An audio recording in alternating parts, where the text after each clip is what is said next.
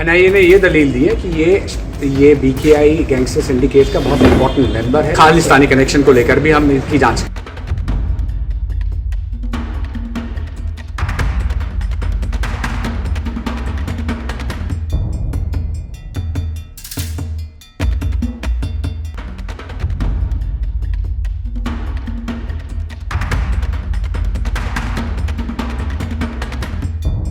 Who killed my father? Who killed Baba Siddiqui ji? Who is the next minister? And I don't understand. It's been more than a year, and why do they fail to comply to do so? अनमोल बिश्नोई 11 दिन के लिए NIA के remand पर है। अब उसके साथ पूछताछ का सिलसिला चलेगा। राजस्थान, पंजाब और हरियाणा में आतंक का पर्याय बन चुका ये गैंगस्टर अभी तक कैसे अपने गैंग का संचालन करवाता था? साल 2022 से लापता ये गैंगस्टर कैसे अपने गैंग को चलाता था और कहां-कहां वारदात को अंजाम दिया? सवाल यह भी कि बाकी आरोपी जो दूसरे देशों में संरक्षण लिए हैं वो कब तक भारत लाए जाएंगे। उससे पहले आपको इसका डोजियर बता देता हूं। राजस्थान, पंजाब और हरियाणा में इसके ऊपर 31 मुकदमे दर्ज हैं। इसमें हत्या का प्रयास, रंगदारी और आर्म्स एक्ट जैसे गंभीर आरोप शामिल हैं। अनमोल का बड़ा भाई लॉरेंस साल 2015 से जेल में बंद है। मतलब 10 सालों से ज्यादा वक्त हो गए हैं लॉरेंस को जेल में रहते हैं, लेकिन इसका गैंग पूरी तरह से एक्टिव है। हमेशा से एक सवाल सबके दिमाग में था, जब लॉरेंस भारत की जेल में है तो इसके नाम पर कैसे भारत में बड़ी बड़ी हस्तियों की हत्या कर दी गई, बड़े बड़े लोगों को धमकियां मिली। इस गैंग पर बाबा सिद्दीकी और सिद्धू मूसेवाला जैसे बड़े नाम भी शामिल हैं, जिनकी हत्या का आरोप इस गैंग पर है। बॉलीवुड के सुपरस्टार सलमान खान के घर के बाहर गोलीबारी हुई थी। आपको पता है वो गोलीबारी किसने की थी? उसका आरोप भी इसी गैंग पर आया था। दरअसल लॉरेंस भले ही जेल में बंद है, लेकिन विदेश में बैठे गोल्डी बराड़ और अनमोल के जरिए गैंग का संचालन हो रहा था। दोनों मिलकर व्यापारियों, बिल्डरों और राजनीतिक हस्तियों को व्हाट्सएप सिग्नल यानी वीओआईपी, वीपीएन के कॉल के जरिए रंगदारी मांगते थे।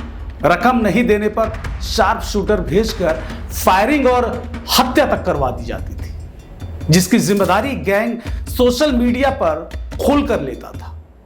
पुलिस जांच में तो यह भी सामने आया है कि अनमोल बिश्नोई का नेटवर्क कई देशों में है, जैसे उसमें पुर्तगाल, इटली, अमेरिका, बुल्गारिया, तुर्की, दुबई जैसे देश शामिल हैं। इसमें गैंग के सदस्य अलग अलग भूमिकाएं निभाते हैं, जैसे कि अंतर्राष्ट्रीय मोबाइल नंबर उपलब्ध करवाना, वीपीएन अकाउंट चलाना, फरार गैंग मेंबर्स को ठिकाना देना और हथियार और ड्रग्स की सप्लाई के साथ नए शूटर तैयार करना शामिल है। इसमें आपने शाहरुख खान की डंकी फिल्म देखी है।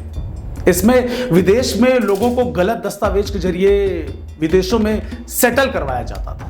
कुछ ऐसे ही ये गैंग भी काम करता था, यानी फर्जी दस्तावेज और पासपोर्ट तैयार कर अपने गैंग से जुड़े लोगों को दूसरे देशों में आसरा दिलवाया जाता था। खुद अनमोल ने भी ये टेक्निक अमेरिका में अपनाई थी, जहां उसने भारत पर जान से मारने का आरोप लगाकर फर्जी तरीके से अपने लिए सिटीजनशिप की मांग की थी। जब भारत को इसकी भनक लगी, तब जाकर अमेरिका को अनमोल की सच्चाई के बारे में पता चला। लॉरेंस गैंग में 18 सदस्य विदेशों में सक्रिय हैं। इसमें 8 अपराधी तो हाल ही में अपनी नकली पहचान के साथ भारत से फरार होकर दूसरे देशों में बस चुके हैं। एक नजर गैंग के अपराध पर भी डालते हैं। लॉरेंस गैंग पर राजस्थान में 22 मुकदमे दर्ज। इसमें जोधपुर के एक कारोबारी की हत्या में इस गैंग की भूमिका सामने आई। साल 2016 में पढ़ाई के बहाने अनमोल को जोधपुर भेजा गया, लेकिन जल्द ही उस पर 3 आपराधिक मुकदमे दर्ज हो गए। साल 2017 में जोधपुर के व्यवसायी वासुदेव की हत्या में भी अनमोल और लॉरेंस की सीधी भूमिका सामने आई थी। हत्या से पहले वासुदेव से भारी भरकम रंगदारी मांगी गई थी। वारदात को अंजाम देने वाले शूटरों को अनमोल बिश्नोई ने ही शरण दी थी। इंटरपोल की रेड कॉर्नर नोटिस जारी होने के बावजूद अनमोल विदेशों में बैठकर वारदातों की साजिश रच रहा था। हाल ही में गैंग ने 3 हाई प्रोफाइल शूट आउट में 6 लोगों की हत्या की। कई व्यापारियों को धमकी भरी कॉल की गई। इन वारदातों में टर्की की जिमाना पिस्टल और चीन में बनी आधुनिक हथियारों का भी इस्तेमाल हुआ था। गैंग वारदातों के वीडियो सोशल मीडिया पर वायरल करवाता था, ताकि लॉरेंस गैंग के नाम से जिम्मेदारी ले सके और भय का वातावरण बनाया जा सके। इसके लिए स्थानीय किशोरों को विदेश भेजने का लालच दिया जाता था, ताकि जल्द वो बहकावे में आ जाए और वारदात को अंजाम दे। अनमोल बिश्नोई के खिलाफ थाना सदर श्रीनगर राजस्थान में भी एफआईआर दर्ज है। इस मामले में अदालत ने उसके खिलाफ ओपन टेडेड गिरफ्तारी वारंट जारी किया हुआ है। पुलिस और जांच एजेंसियां अनमोल बिश्नोई गैंग के अंतरराष्ट्रीय नेटवर्क को ध्वस्त करने के लिए लगातार प्रयास कर रही हैं, लेकिन फरार अपराधियों के विदेशी ठिकाने कार्रवाई में बड़ी चुनौती बने हुए हैं।